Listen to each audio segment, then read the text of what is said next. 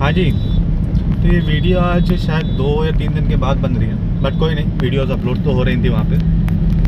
बना आज रहे हैं आज इसको। और इसका स्टैंड पता नहीं क्या हो गया यार, मेरे इस पर स्टैंड को, मोबाइल स्टैंड का चेंज करना पड़ेगा, इसीलिए हाथ पे बन रही है। एक कोई स्टैंड ले लेंगे अच्छा सा बढ़िया, थोड़ा हैवी ड्यूटी वाला लेंगे। ये थोड़ा सा पता नहीं शायद लूज़ था या क्या था, शुरू से ही ये लूज़ रहा है हमेशा से, चलता रह रहा था। लेकिन यहाँ गुड़गांव में रह रहे हैं और गुड़गांव में की रोड्स थोड़ी सी कुछ एरियाज़ में ऐसी हैं जहाँ पे ये स्टैंड उसको झेल नहीं पाएगा, इसीलिए शायद ठीक नहीं हुआ, बट कोई नहीं, उसके भी सॉल्यूशंस होते हैं। तो आज की वीडियो का ना मुझे कुछ मन कर रहा था बोलने का। इनफैक्ट परसों किसी टॉपिक पे डिस्कशन हो रहा था, वो टॉपिक मुझे बहुत पसंद भी है, बहुत टाइम से हम उसके बारे में सोच भी रहे थे, और डिस्कशन भी हो रहा था, ये तो और भी अच्छी बात थी। बट वो जिस जगह पर डिस्कशन हो रहा था, जिसके साथ में हो रहा था, उनके साथ वो लंबा खींच नहीं सकता था डिस्कशन, ये तो मुझे पता था। उसके 2-3 रीज़न्स हैं। एक तो वो मुझसे एज में बड़े हैं, जिनके साथ एक डिस्कशन हो रहा था, तो वहाँ पे उस डिस्कशन में अगर हम उनको कुछ भी बोलेंगे, वो मेरे फेवर में कभी नहीं हो पाएगा, कभी भी नहीं हो पाएगा। वो डिस्कशन वाला मेरा, हम बंदे की बात नहीं कर रहे, वो मेरे अच्छे रिलेटिव ही हैं, तो वो तो ठीक है, उसमें कहीं कोई ख़राबी नहीं है। पर मैं डिस्कशन की बात कर रहा हूँ कि जिस डिस्कशन पे हम लोग बात कर रहे थे, उस पर अगर ज़्यादा देर तक हम बोलेंगे ना, तो वो मेरे फेवर में कभी नहीं हो पाएगा डिस्कशन। तो मुझे पता था वो ज़्यादा लंबा खींचेगा नहीं, छोटा सा ही हुआ। बात हो रही थी पर्सपेक्टिव को लेकर के। इनफैक्ट बात पर्सपेक्टिव की नहीं हो रही थी, बात तो कुछ और हो रही थी, वो पर्सपेक्टिव बीच में आ रहा था। वो सेम वही एक टॉपिक है जो मुझे बहुत पसंद है, पर्सपेक्टिव का। और जिसको नहीं पता उनको बता दें, पर्सपेक्टिव का इस केस में मीनिंग होता है किसी भी चीज़ को किसी डिफरेंट एंगल से देखना। किसी को एक ही पेपर पे एक नंबर अगर लिखा हो 6 दिख रहा हो, दूसरे वाले को उसी जगह पे वही नंबर 9 भी दिख सकता है, तो किसी को कुछ और दिख सकता है। किसी को कुछ वाइट पेपर दिख सकता है, तो किसी को कुछ और दिख सकता है। ये पर्सपेक्टिव का नज़रिया होता है, इसी को पर्सपेक्टिव कहते हैं। तो बात ये हो रही थी कि जब जवान मूवी आई, शाहरुख खान की मूवी आई जवान, बहुत से लोग मूवी देखने के लिए गए, और जो लोग हमने नहीं देखी है बट जिनसे बात हो रही थी वो मूवी देखने के लिए गए थे। और जब वो मूवी देखने के लिए गए तो वहाँ पे बहुत सारे लोग सीटियाँ बजा रहे थे, चिल्ला रहे थे कि वाह क्या मूवी है, शाहरुख खान ने क्या एक्टिंग करी है, क्या स्टोरी, मतलब कुछ भी बोल रहे होंगे। लेकिन क्योंकि पता ही है शाहरुख खान है तो क्रेजी फैंस तो हैं ही, उस पर ही डिस्कशन चल रहा था। वो कहते थे कि क्यों लोगों को ये चीज़ें पसंद आती हैं, जबकि उस मूवी में उनके हिसाब से, मैंने देखी नहीं है इसलिए हम कोई भी कमेंट नहीं कर रहे उसमें, बट उनका जो कहना था, उन्होंने देखी और हम उसको मानते हैं इस बात को कि मूवी में स्टोरी नहीं थी, मूवी में एक्टिंग बहुत अच्छी नहीं थी, बट क्योंकि उसके फैंस बहुत ज़्यादा हैं और पागल फैंस हैं, क्रेज़ी फैंस हैं, तो जिसकी वजह से वो लोग सब चिल्ला रहे थे, बोल रहे थे। और उनका कहना था कि हम उन 10% लोगों में से हैं जो कि देख रहे हैं कि वो चीज़ गलत है, और ये भी देख रहे हैं कि आस पड़ोस के लोग जो हैं वो फालतू में ही इस चीज़ को इतना वो बना रहे हैं, जबकि कुछ है नहीं उस मूवी में। तो क्यों है ऐसा? तो वो ये जानना चाहते कि ऐसा क्यों है। तो डिस्कशन जब हो रहे थे तो मैंने उनसे पूछा कि अगर आप इसको सुनना चाह रहे हैं तो मेरे पास इसका जवाब है, क्योंकि हम भगवत गीता इस समय पढ़ रहे हैं, तो हर चीज़ का जवाब है उसमें। आप उस चीज़ को मानते हो या ना मानते हो वो आपके ऊपर है, बट उसमें हर चीज़ का जवाब होता है। तो जवाब मेरे पास था, मैंने कोशिश भी करी समझाने की। जाम काफ़ी लगा है यहाँ पे सामने, कोई नहीं, हम लेफ्ट से थोड़ा सा लंबा जाना पड़ेगा, ये जाम में तो फंसने का बल नहीं है मेरा। इनफैक्ट ये जाम नहीं होता है, कुछ हैं कुछ लोगों ने, अब किसने करी है ये तो मुझे भी नहीं पता, लेकिन कुछ तो बेवकूफ़ियाँ करी हुई हैं यहाँ पर, जिसकी वजह से ये जाम लगता है। और इन बेवकूफ़ियों का हमें पता नहीं क्यों मन नहीं करता समझने का, समझाने का। हम लोग को क्यों इस चीज़ में दिमाग लगाना, दूसरा लंबा रास्ता चले जाएंगे, क्या फ़र्क पड़ेगा, थोड़ा सा घूम के आ जाएंगे। ले ये फ़र्क पड़ा है, यहाँ पे भी एक और जाम लगा हुआ है। अरे वाह वाह, क्या बात है। हम उसके लिए बोल रहे थे कि दूसरे रास्ते चलेंगे, दूसरे रास्ते पे उससे ज़्यादा लंबा जाम है। हे राम, चलो कोई नहीं, इस एक्सपीरियंस को भी लिया जाए। एनीवेज, पॉइंट ये था कि हम लोग उस पर बात कर रहे थे।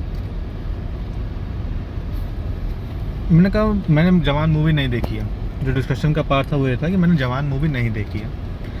एक उनका पर्सपेक्टिव था कि लोग जब मूवीज़ बनाते हैं, जो डायरेक्टर्स एक्टर्स हैं, ये लोग जब मूवीज़ बनाते हैं तो उनके पीछे एक उनका मकसद रहता है। मकसद क्या होता है? सबसे पहला मकसद होता है कि वो पैसा कमाएंगे उस मूवी को बना करके।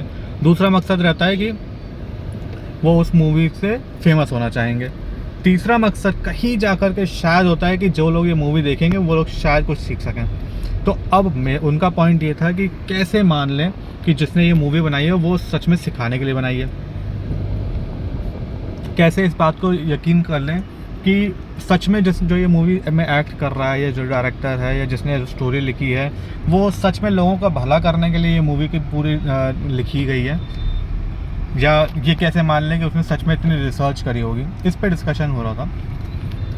तो एक उनका पर्सपेक्टिव था, वो मूवी इसलिए ये देखने से पहले उन्होंने अपने दिमाग में एक फ़िल्टर बनाया हुआ है कि ये मूवी बनी है पैसे कमाने के लिए। दूसरा फ़िल्टर, ये मूवी बनी है फेमस होने के लिए। तीसरा कहीं जा कर के शायद ये आता है कि ये कुछ सिखाने के लिए बनी होगी। लेकिन अभी भी उनको इस चीज़ का डाउट है कि पता नहीं उसने उतनी रिसर्च करी होगी कि नहीं करी होगी हमें सिखाने के लिए। तो ये भी एक तरह से कह सकते हो फ़िल्टर है। बट स्टिल अब बात है कि हमने उसी टाइम पे एक लाइन बोल दी कि मुझे शाहरुख खान पसंद है, और ये कहा जाए कि शाहरुख खान पसंद है जबकि इतना बेकार एक्टिंग करता है, उनके हिसाब से जितनी बेकार एक्टिंग करता है। तो मेरा पॉइंट यही था, मुझे नहीं पता वो एक्टिंग कैसी करता है, मुझे नहीं पता वो सच बताता है कि नहीं बताता अपनी मूवीज़ में, आई डोंट नो, मुझे इससे फ़र्क भी नहीं पड़ता। ये उनके पर्सपेक्टिव हैं जिससे वो देख रहे थे। मेरा पर्सपेक्टिव थोड़ा सा डिफरेंट है मूवीज़ को देखने का। मेरा पर्सपेक्टिव शाहरुख खान की मूवीज़ को देखने का ये होता है, मुझे सच में कोई फ़र्क नहीं पड़ता स्टोरी क्या है, मुझे फ़र्क नहीं पड़ता एक्टिंग अच्छी है या ख़राब है, मुझे फ़र्क नहीं पड़ता उसमें कोई लर्निंग है कि नहीं है। मेरा पर्सपेक्टिव एक डिफरेंट है, और वो ये है कि Shahrukh Khan is second most richest person, second most richest actor in the world. मतलब ये हॉलीवुड के इतने बड़े बड़े एक्टर्स हैं, टॉम क्रूज एंड बहुत सारे और भी एक्टर्स हैं, उनसे भी ज़्यादा अमीर हैं शाहरुख खान। सच में है। तो ऐसी क्या वजह है कि वो बंदा 200-400-500 करोड़ रुपए कमाने के लिए, हाँ मतलब ये बात अलग है कि वो इतने पैसे कमाते हैं इस मूवीज़ से, फेमस होते हैं, वो सब कुछ है मान लिया, बट जितने पैसे हैं वो पैसे अगर, क्योंकि वो एक बहुत बड़े बिजनेसमैन भी है, जितने पैसे वो मूवी से कमाते हैं उससे कहीं ज़्यादा पैसे वो अपने बिजनेस से कमाते हैं। तो क्या वजह है उनको पब्लिक के सामने आ करके इस तरह से एक्टिंग करने की, एक ऐसी स्टोरी पे एक्ट करने की जिसमें उनको पता है कि बहुत से लोग उनके अगेंस्ट में बोलेंगे। 90% से ज़्यादा बिजनेस शाहरुख खान के जो होंगे, apart from this one acting, मतलब एक्टिंग करने के अलावा जितने भी और बिजनेस हैं शाहरुख खान के, उसमें लोगों को फेस नहीं करना होता। किसी को कोई फ़र्क नहीं पड़ता इसके पीछे मालिक कौन है। पैसे भले ही शाहरुख खान कमा रहे हैं वो एक अलग बात है, लेकिन किसी को कोई फ़र्क नहीं पड़ता कि इसमें कौन पैसे कमा रहा है, इसका मालिक कौन है। 90% बिजनेसेस ऐसे हैं उनके। तो फिर ये वाला बिज़नेस जो कि एक्टिंग है, जिसमें लोग जज करते हैं, जिसमें लोग गालियाँ भी देते हैं, जिसमें अगर थोड़ा सा ठीक हुआ, कुछ भी रिलीजन के अगेंस्ट में बोल दिया, गलती से ही सही बोल दिया, तो वो घर तक पे आ जाते हैं बोलने के लिए, फैमिली को भी परेशान कर सकते हैं। तो क्यों वो बंदा इस तरह के काम करता है? मेरा पर्सपेक्टिव ये है, हो सकता है मतलब सबके अपने अपने पर्सपेक्टिव में, ये नहीं कह रहा कि उनका गलत है या फिर तीसरा कोई बंदा कोई और वजह से देख रहा हो मूवी को तो उसका कोई और पर्सपेक्टिव होगा, जाहिर सी बात है। बट मेरा पर्सपेक्टिव मूवी को देखने का यही होता है कि जो बंदा इतने काम करता है, और 90% काम जिसमें से ऐसे होते हैं जिसमें कोई उसको नहीं जानता कि वो क्या काम कर रहा है, कितने पैसे कमा रहा है, उसमें मतलब अगर सही से देखो तो प्रोडक्शन लाइन है, पूरा एनिमेशन की पूरी वो है, एनिमेशन का चैनल है 9XM वगैरह, और एनिमेशन से रिलेटेड बहुत सारे और भी चीज़ें हैं, म्यूज़िक वीडियोस, मतलब ना जाने कितने और बिजनेसेस हैं, दुबई का रियल एस्टेट का वर्क एंड ऑल, बहुत कुछ है, बहुत कुछ। और इन सब चीज़ों में किसी को कोई फ़र्क नहीं पड़ता शाहरुख खान कितने पैसे कमाते हैं। बट फिर भी एक ही वाला काम ऐसा है जहाँ, और इन सब में गालियाँ भी नहीं पड़ती, 9XM के मालिक को कोई गाली नहीं देता, दुबई के रियल एस्टेट वाले को कोई गाली नहीं देता, या अगर मुंबई में भी रियल एस्टेट का वर्क वो करते हैं तो उसमें कोई गाली नहीं देता उन्हें।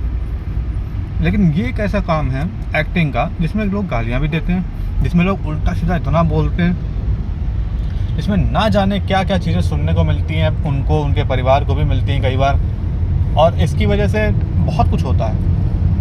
तो क्या वजह है कि इस बिज़नेस को या एक्टिंग को करते रहते हैं, क्यों?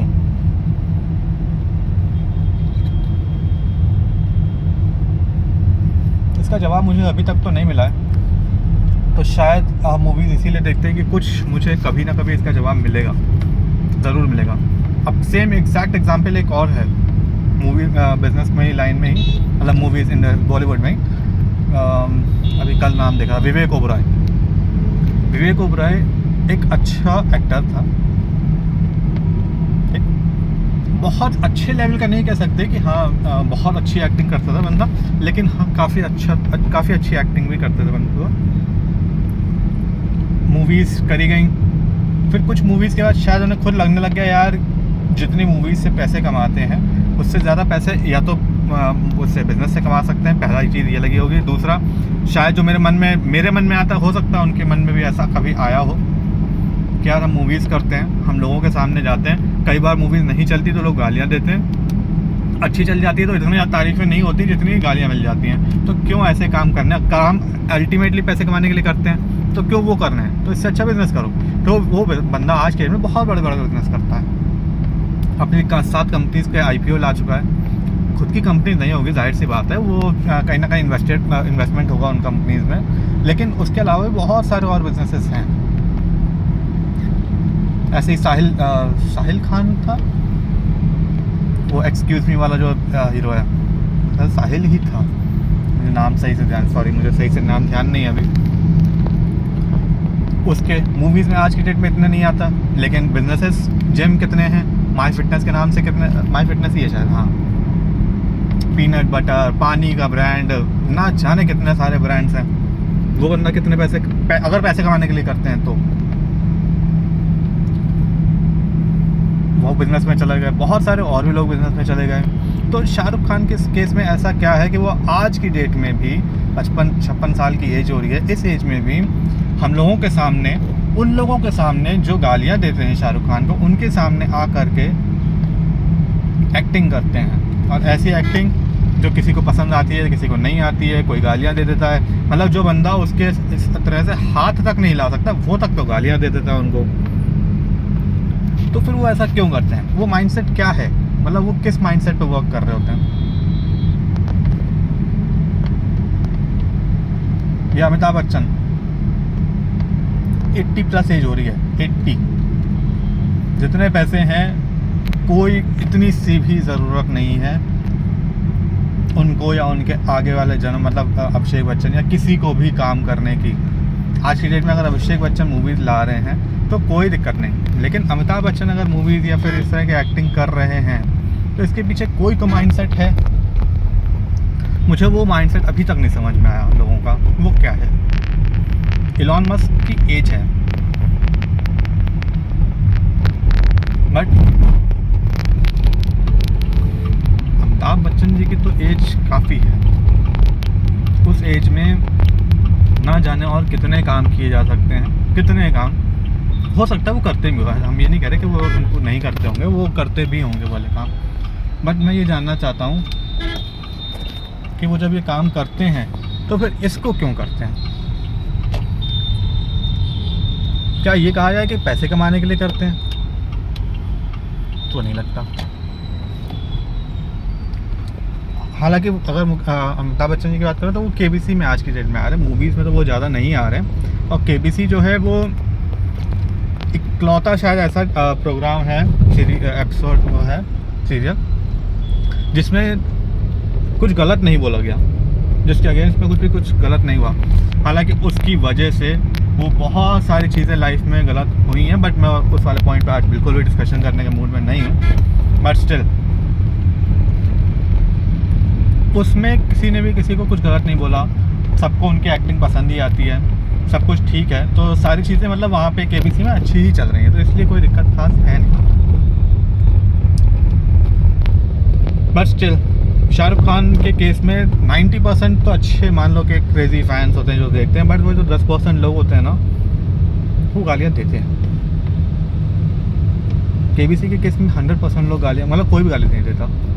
मैंने कभी नहीं सुना किसी को भी देते हुए, ना न्यूज़ में, ना आर्टिकल्स में, ना कभी पर्सनल में, कभी नहीं सुना। बट शाहरुख खान के केस में बहुत सुना है। बट फिर उनके पीछे क्या माइंडसेट है? चलो, अगर आप में से कोई भी ये वीडियो देख रहा है, यहाँ तक कोई पहुँच पाया है और इस इंटरनेट पे सोच सकता है, मुझे लगता नहीं है कि कोई यहाँ तक देख रहा होगा, बट स्टिल अगर आप देख रहे हो तो उसके लिए बहुत बहुत शुक्रिया।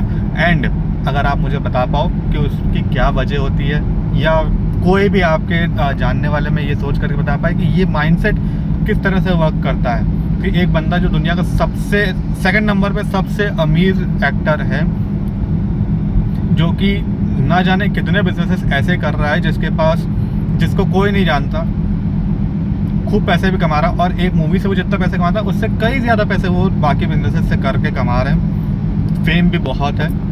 तो आज की डेट में क्या ज़रूरत है कि लोगों के सामने आकर के ऐसी मूवी में एक्ट करने की जहाँ पे उनको गालियाँ मिल सकती हैं, और ये वो जानते हैं कि कोई ना कोई गालियाँ ज़रूर देगा, और कोई ना कोई नहीं, बहुत से लोग गालियाँ देते हैं। तो वो ऐसा क्यों करते हैं? क्या लोगों को सिखाने के लिए मूवीज़ बनाते हैं? नहीं है। मूवीज़ जो बनती हैं वो उसमें कोई भी लर्निंग एज सच नहीं होती।